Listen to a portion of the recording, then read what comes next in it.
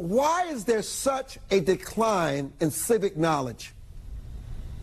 Well, there's a lot of reasons that go into that, and probably two of the biggest ones are that first, over the past few decades, a lot of public school districts have adopted a policy called action civics, which are much more focused on having students do things like attend protests or write their congressman, rather than having core civic knowledge or key understandings of core American principles like religious liberty, intolerance, and pluralism.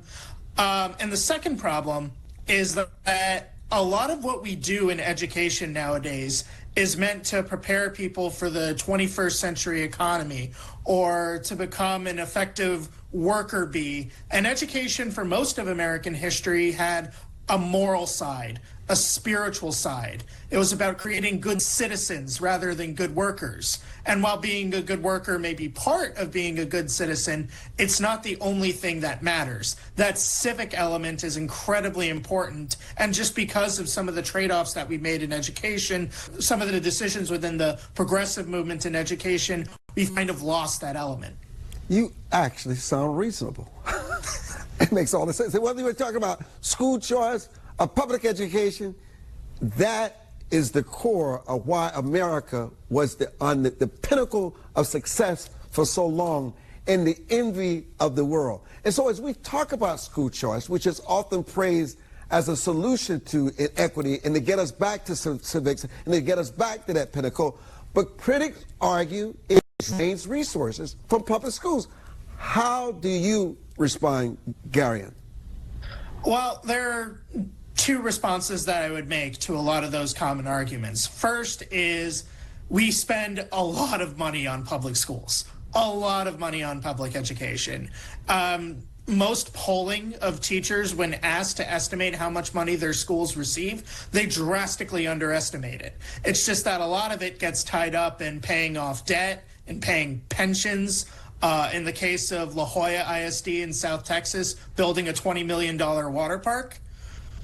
So in many cases, if you design the program properly, private school choice programs can be lean and mean compared to the public school systems that they're competing with. On the other hand, another challenge that the opponents of school choice often make is that school choice doesn't work in the form of higher test scores or measurable outcomes. But what I always tell those people to consider is that there are a lot of outcomes that matter to families in this country besides test scores.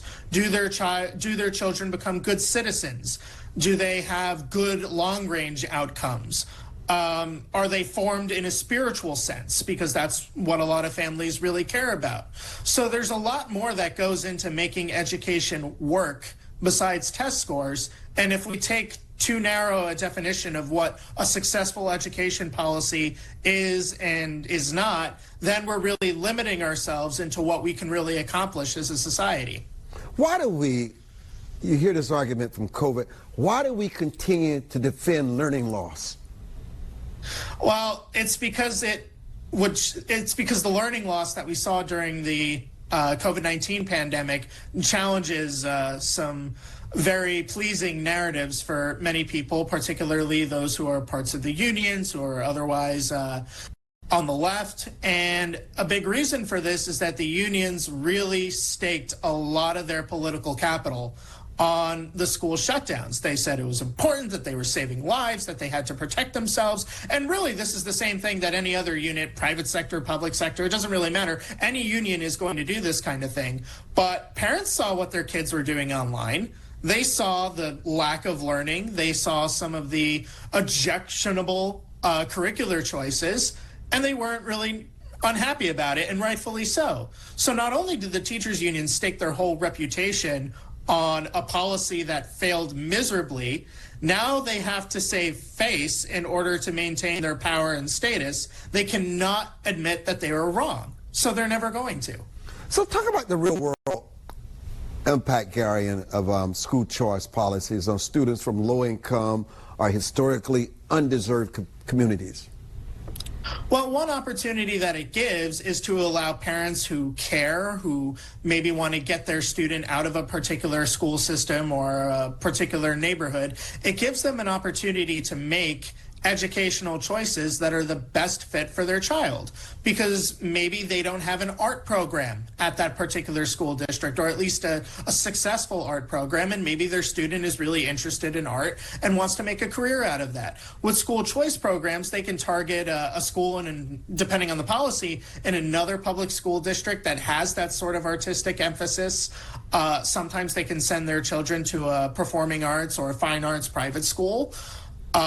They can pick and choose from a variety of different programs with education savings accounts to essentially customize an education for their own child. And something that's become particularly popular in the Black community is homeschooling.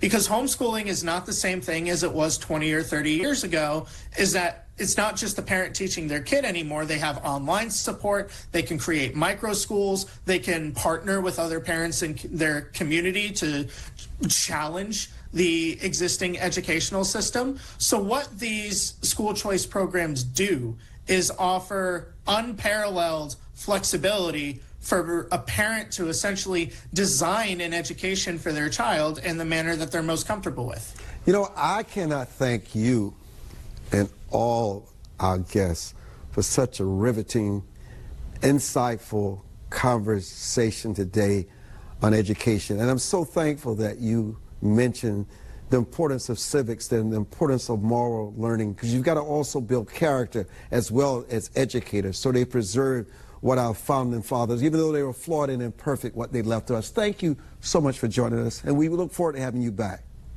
Thank you. Thank you for having me. You're welcome.